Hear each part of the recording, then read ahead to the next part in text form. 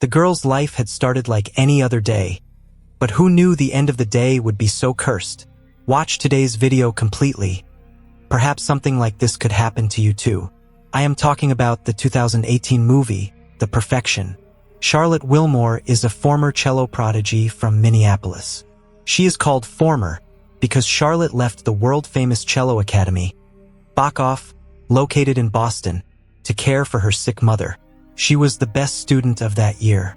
In 1927, Mr. Emile established the academy, and since then, every year, this academy selects the best cello players from around the world. Because of this, getting a chance here is a matter of great honor. Although Charlotte's decision to leave the academy was difficult, many unspoken words were buried in her mind, which remain a mystery to this day. However, after her mother passed away, when Charlotte wanted to rejoin as a member of the academy, she contacted the head of Bakoff, Mr. Anton, and his wife, Paloma. She learned that they were currently in Shanghai. So, the bereaved Charlotte took a direct flight and attended the Bakoff event at the Shanghai Opera House the next day. Over the past 5 months, Bakoff scouted 3 continents and will hold a concert today with all their finalists. From this, they will select the best cellist of the year. After that, Bakoff will train that cellist with a 4-year scholarship. A unique feature of Bakoff is that special students who graduate from here are given a tattoo on their backs. On this auspicious occasion of the event, the judges will include the world's current youngest famous cellist, Lizzy, also known as Elizabeth Wells. Next, Anton introduces everyone to the talented Charlotte. Anton personally trained Charlotte for 4 years, and since an artist like her is very rare, he made her the second judge today in Charlotte's honor.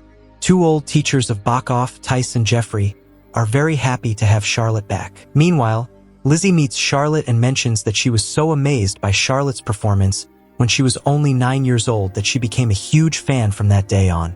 Lizzy even joined Bakoff on the very day Charlotte left. So, at the end of the ceremony, Bakoff selects their new student, and at Anton's request, Lizzy and Charlotte perform together. After the event ends, Charlotte asks Lizzy if she ever had the desire to leave the academy. Lizzy clearly states that Bakoff is like her family, who gave her name, fame, and reputation. On the way back to the hotel, both notice a man in the lounge who becomes ill in front of everyone. Blood comes out of his nose and he vomits. They learn from the people present that a contagious fever caused by a virus has spread near the Hunan border, and this is its effect. After partying that night, they return to the hotel having had a lot of fun. When Lizzy asks Charlotte to join her on a trip to the west the next day, Charlotte agrees. In the morning, Lizzy wakes up late. The night's hangover hasn't worn off yet, and her head is splitting with pain. For recovery, Charlotte gives her ibuprofen, a medicine used for fever and pain. After that, the two set out on their journey.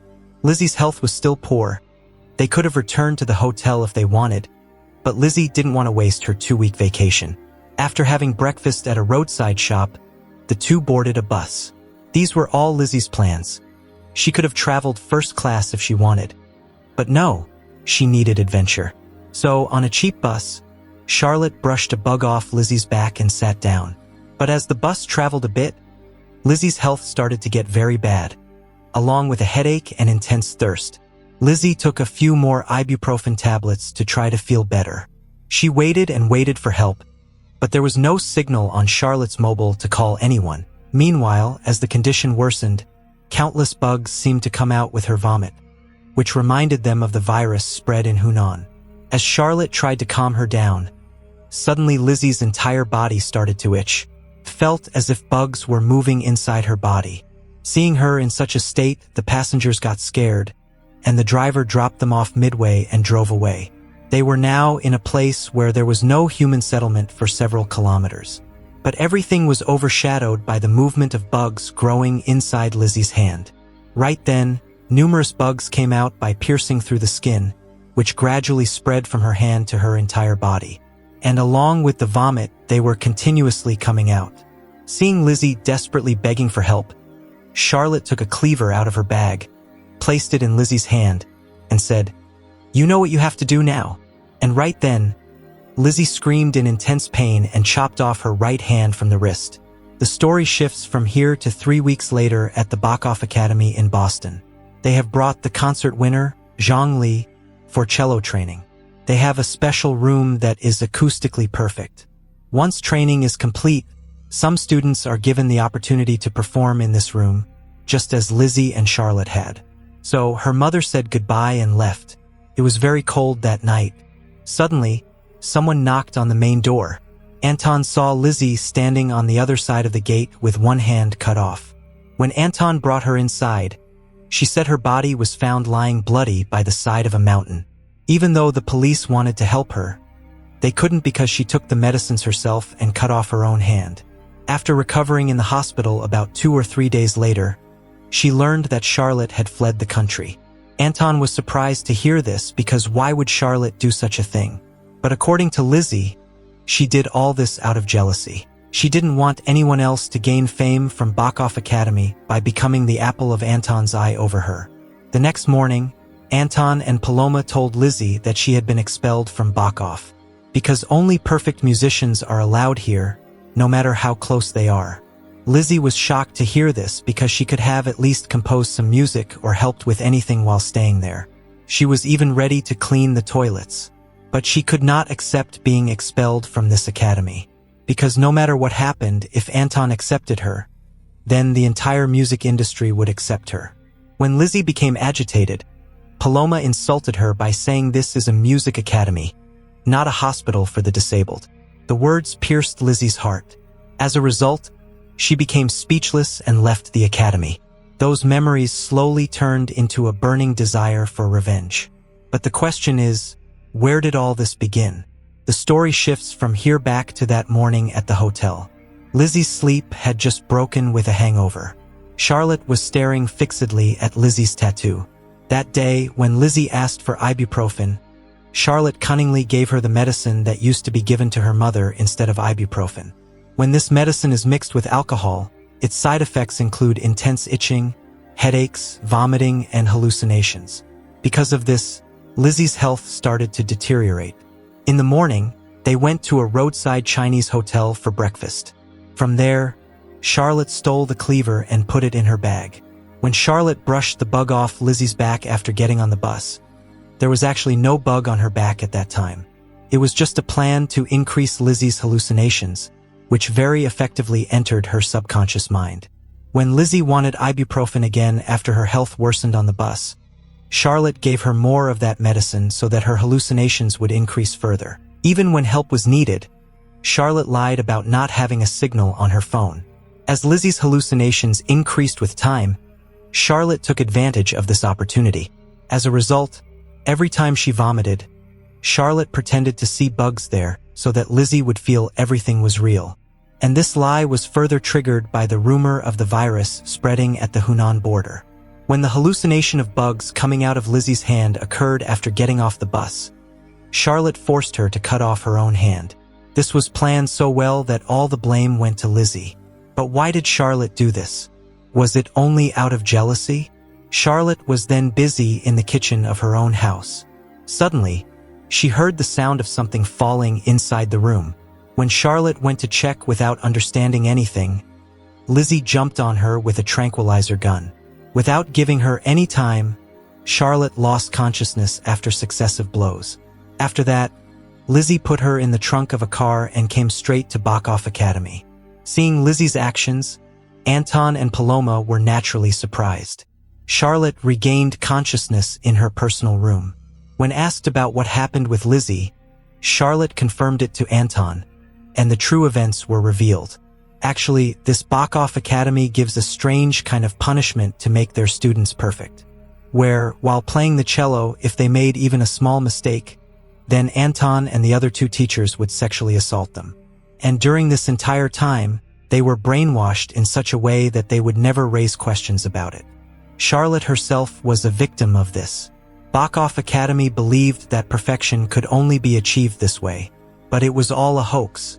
After becoming an adult, when Charlotte realized the matter, she went through such deep mental trauma that a large part of her life was spent in a mental hospital. Others saw her and thought the girl had lost her mental balance due to her mother's death. But no one knew the real truth. In this way, when others eventually realize the truth, they keep it quiet, thinking about the respect of themselves and their families. That is, this was the filthy secret inside the world-famous academy for so many years. When Charlotte first noticed Lizzy's fame and the tattoo on her back, she had asked if she ever felt like leaving Bakoff, but naturally, she too had been sufficiently brainwashed. So, Charlotte didn't want Lizzy's mental state to become like hers in the future. Therefore, she did that to Lizzy so that Anton, Paloma, and Bakoff Academy would expel her, and she would be saved from mental trauma like Charlotte. Upon hearing this, Anton's true form was revealed, and he attacked Charlotte, knocking her out. Consciousness returned a few hours later. She saw herself dressed up and tied to a chair with chains, and in front of her were Lizzy, Anton, Paloma, Zhongli, Tice, and Jeffrey. Anton knows that after not practicing for so many years, Charlotte will definitely make mistakes while playing the cello. So, as punishment, Anton tells Charlotte to play the cello. And if there is a mistake, Anton, Tice, and Jeffrey will assault Zhongli. And the assault will continue until a perfect cello performance happens. It is shocking that Paloma does not try to stop it even a little while seeing a child being harmed in front of her eyes. Having no other choice, Charlotte plays the cello and plays it so well that no mistake can be found in it. However, Anton is not one to let go. So, after sending Zhongli to the room upstairs, they decide to abuse Charlotte. Lizzy also makes good use of the opportunity and prepares drinks for Tice and Jeffrey to get them ready for Charlotte. Her hand is gone. Will she let it go so easily? And right then, Tice and Jeffrey choke and die struggling for breath. The situation quickly spirals out of control, but Lizzy and Charlotte look at each other and laugh. Now, the story goes into flashback from here, and we learn that when Lizzy cuts off her own hand, Charlotte does not flee from the scene. Rather, she tells her the entire secret of Bakoff, how Anton has been physically torturing them year after year in the name of education, which is nothing but abuse.